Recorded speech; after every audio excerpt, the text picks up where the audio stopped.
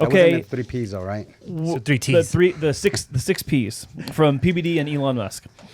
So this next article, guys, is from CNBC. Equity is not like bread, an expert says. It won't go stale. Bread. So this is a bread in a house. Mice live in bread houses, don't they? Yeah. So Gingerbread man. equity won't go stale, and then here's when it makes sense to tap that equity. So right away, top line of the article: homeowners are sitting on $17 trillion in equity at the end of the first quarter of 2024, according to CoreLogic. My nerd friends at CoreLogic, I love you guys. 17 trillion. Yeah. Remember how we were talking about how the consumer debt, like total consumer credit card balance, like 1.2 trillion or something? Everybody just cashed out. That would still leave us with 15.8 trillion of equity. If we use home equity to pay all that off. Can we just refinance everybody right now? We'll just take some equity. Just write a $17 trillion loan. That sounds like a great socialist policy right there. That's awesome. That's crazy. Nobody's going to pay credit card debt anymore. Now, so here's the point. They're saying most people, there's no need to touch that money. Home equity can be. They say it is a less expensive borrowing option. I'm not on that train that it is like definitively. It can be a less expensive option. It depends on the whole picture. It's not just one thing. It is comparatively to like personal loans or like credit cards. Like if you need $50,000 or whatever, use the HELOC, not the credit card, because credit cards can be 20% or 30%. Could be. Crazy like that. Yeah. They have definitely higher borrowing rate. But we talked about home equity a lot here, guys. Has anything changed with mortgage rates going down that has caused people to maybe consider refinancing versus doing equity line of credit? Oh, yeah. We have plenty of VAs right now. I mean, obviously, Mortgage Heroes, we represent a lot of veterans, right? And so the way they look at it is, let me take the money out now because I already know there's a VA early on the horizon. Yeah. And after 8 months or 210 days after making your first payment from your refinance or your purchase, that's when you're eligible to, use your VA IRRRL benefits. So are you seeing people, so just clear, so I'm clear, you're seeing less people ask about HELOCs right now? Less. Okay. Yes. So I ran into the scenario where a client wanted to do a HELOC versus a cash out refinance, and we broke it down, and I asked, well, at the end of the term of your HELOC, which is 20 years amortized over 30, meaning you have to pay it back in 20, but you're making payments at 30 years. What's your strategy to pay it back? Refinance. Okay, and I asked him, I was like, so if we did that exact same thing right now, took out that cash, you wouldn't have to pay anything back. You would actually then 6 months, 8 months later, refinance again and actually then either drop your payment even lower that makes and sense. You kept everything in your house. And he's like, oh, well, my financial advisor advised me not to go with the cash out refinance and to take the HELOC out. So point being is I put numbers next to them and said, well, which one makes sense? Which one are you always going to pay? Your house.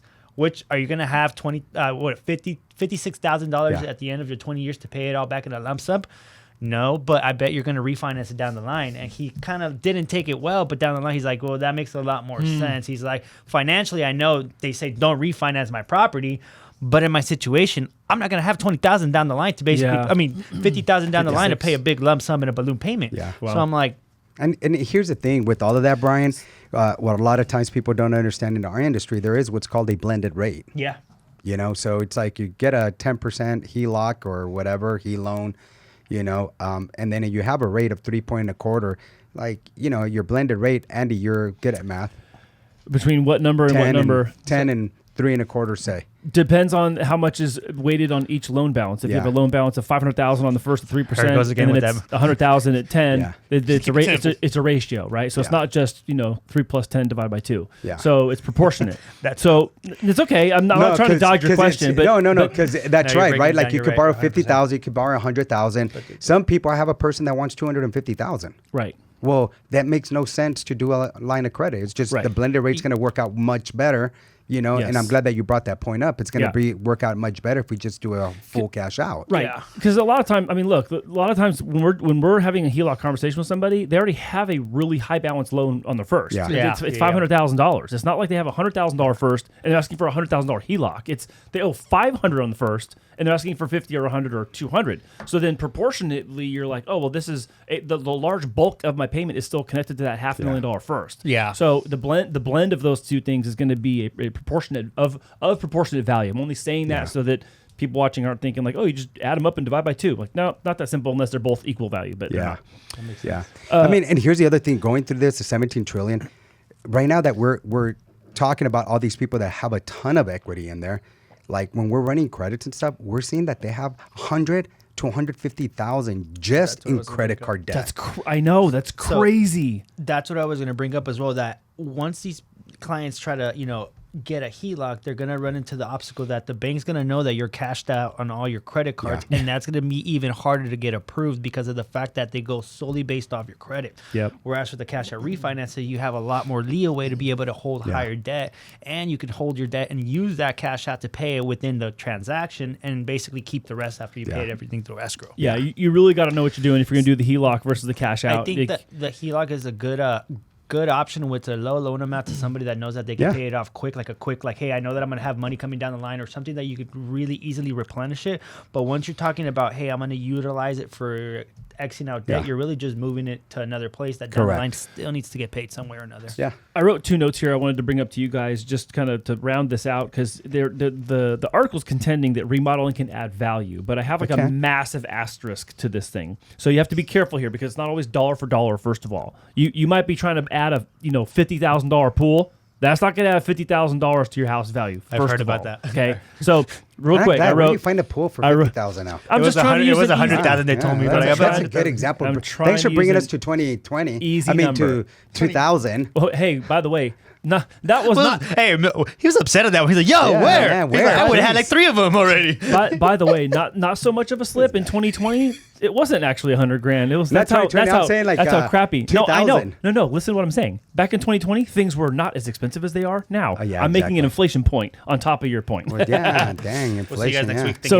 So check this out. So two areas I wanted to focus on. So if you're looking to add value, you have to. I'd say if your house is old and you need to modernize it, then you might be only getting up to what the current value is. So just take that note.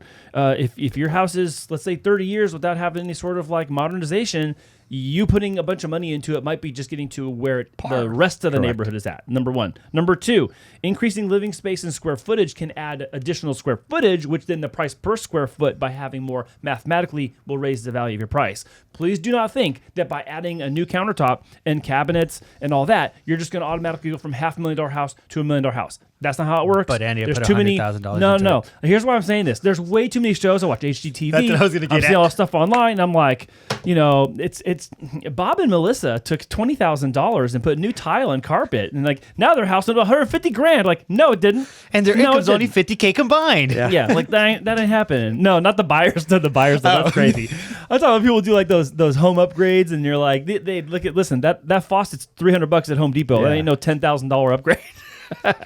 Here's the other thing, that they're doing it to their liking. Yes. Not everybody likes that. That's true as well. And that's why you get so many buyers coming in through the property, and not everybody's putting an offer in.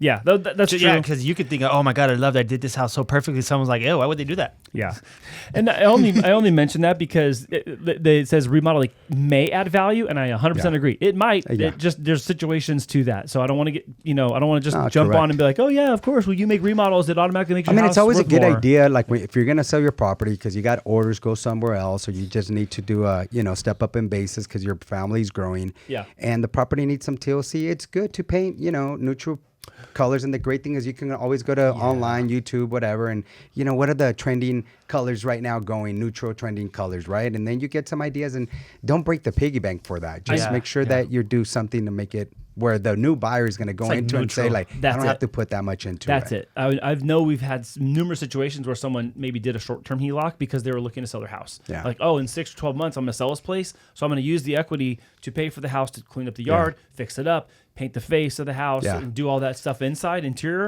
and then actually they recuperate all that money by right-sizing their value in the house compared to the neighborhood. Yeah, and here's and I love that it says 17 trillion. This will all change. It could decrease. Oh, sure. Right now, if we look at last year's numbers, we have 693,000 homes available nationwide. Mm-hmm. When we first started the year, we were like at 300 and change. Yeah, it was small. Well, because of the higher interest rate, that's been allowing the inventory of housing to grow. Yeah. Mm-hmm. Even with the reduction of actually the interest rates, buyers still were on the fence.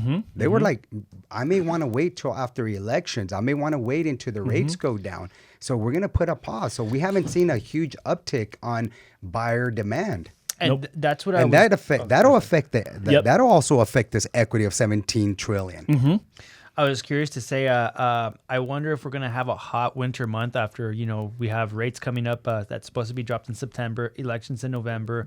And then how's that fourth quarter going to play out once we know rates are dropped and then we know who's taking over the presidency? Yeah. Dude, what's that going to do for the market? Because there's a lot of people that are waiting, like you were saying before, I'm waiting for my guy to get in.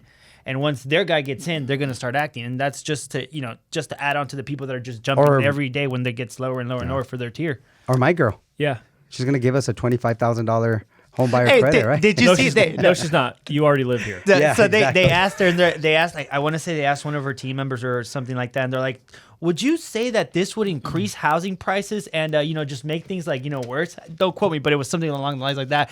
And she's like, yeah, that could be something that could happen due to the fact that we give this credit. Like, throw a wrench in there and just make it even worse? God, come on, guys. More unintended consequences ahead.